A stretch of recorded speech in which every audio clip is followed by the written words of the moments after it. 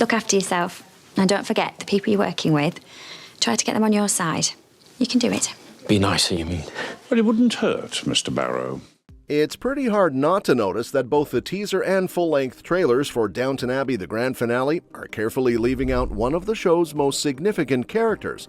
And that's got fans wondering. Why?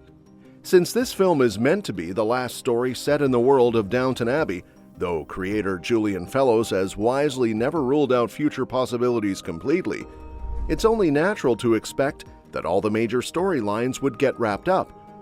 Even so, from what we've seen so far, it looks like this final chapter is going to put more emphasis on the upstairs lives of the Crawleys than on the downstairs world that's always been such a big part of the series. Lady Mary, played by Michelle Dockery, is stepping up to finally take over from her father, Lord Grantham, played by Hugh Bonneville. But it doesn't seem like this transition will be smooth.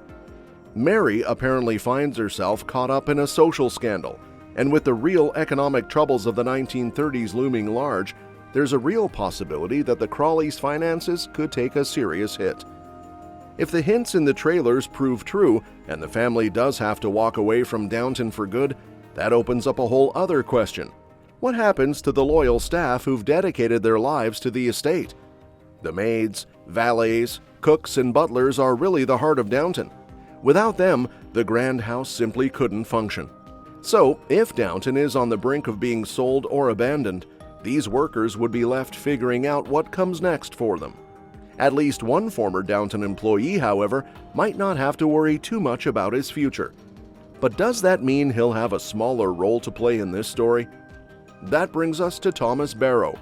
It's interesting because even though we know Robert James Collier is back to play Thomas in this third and final movie, he's strangely absent from all the promotional footage so far. And it's not like they're hiding everyone. Just about every other returning character, from the Crawleys themselves to the kitchen staff, makes an appearance in the trailers. Among those we do see is Dominic West's Guy Dexter, the charming actor from LA who entered the story in a new era. If you remember, Thomas spent much of his life struggling with his sexuality, convinced he'd never find someone to love. Guy completely changed that for him.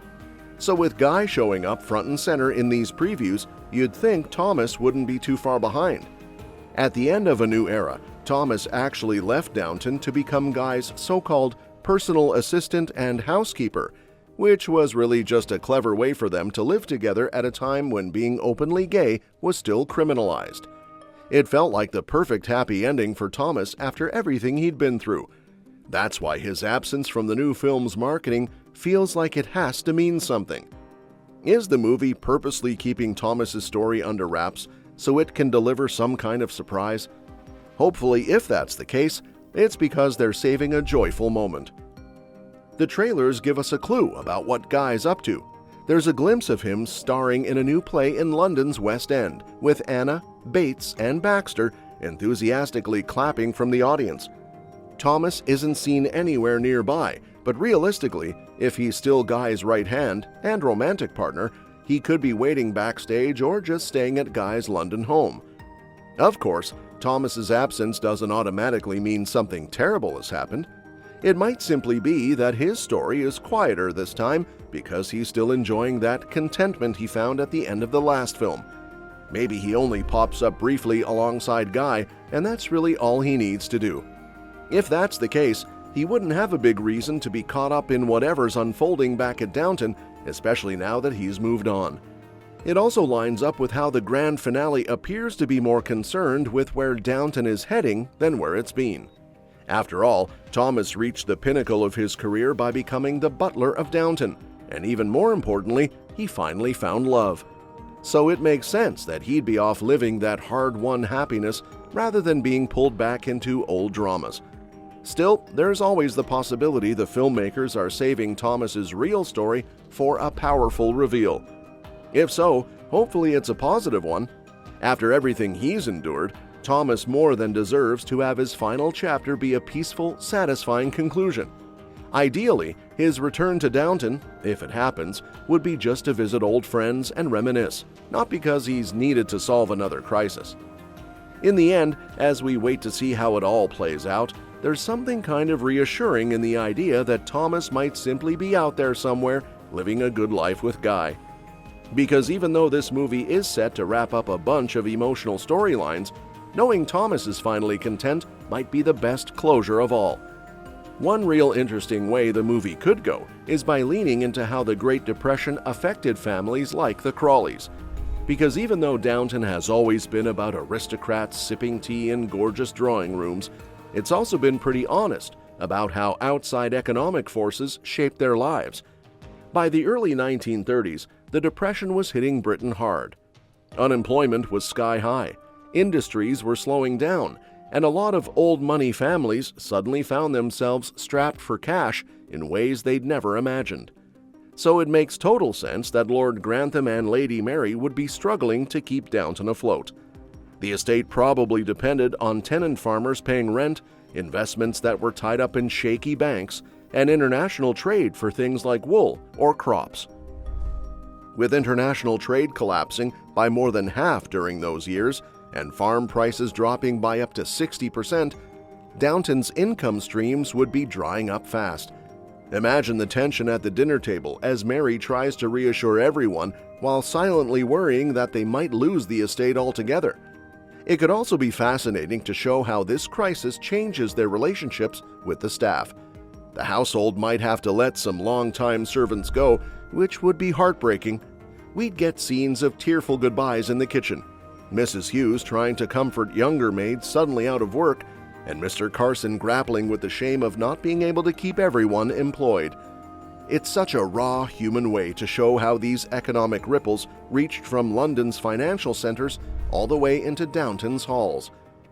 Meanwhile, imagine Thomas visiting from London with Guy and seeing how dire things have become. Having finally escaped the restrictive walls of Downton, he might bring a fresh perspective, reminding Mary that the world is changing whether they like it or not. Maybe he even helps her explore ideas about opening Downton to the public, or turning it into some sort of paying venture to save it. It'd be a bittersweet full-circle moment, the once scheming footman now returning as a guest, offering insight that could secure Downton's future. Plus, the Crawleys' own investments could come under threat. They might have put money in American stocks during the booming 1920s, only to see it wiped out in the 1929 crash. Watching Robert grapple with the guilt of having lost family fortunes would be so powerful, especially if it's played against Mary's determined pragmatism.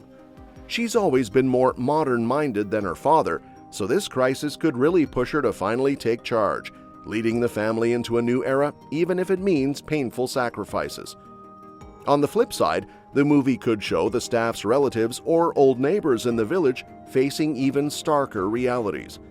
Maybe Daisy's family farm is struggling with plummeting crop prices, or Mr. Molesley's brother loses his job in a nearby town's shuttered factory.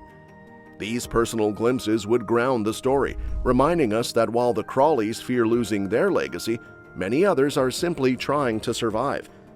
And it's not all doom and gloom. The Depression forced people to rethink everything: business, charity, and even class barriers. Maybe this is what finally compels Isabel to start new community efforts, bringing meals or help to struggling villagers. Or what pushes Edith to use her magazine to advocate for families hit by the downturn, using her platform to highlight stories that need telling. In the end, it'd be such a fitting note for Downton Abbey to show that while the old world might be slipping away under the weight of economic disaster, something hopeful can still grow in its place. And that's that for today's video, folks. Thank you so much for watching, and we will see you in the next video.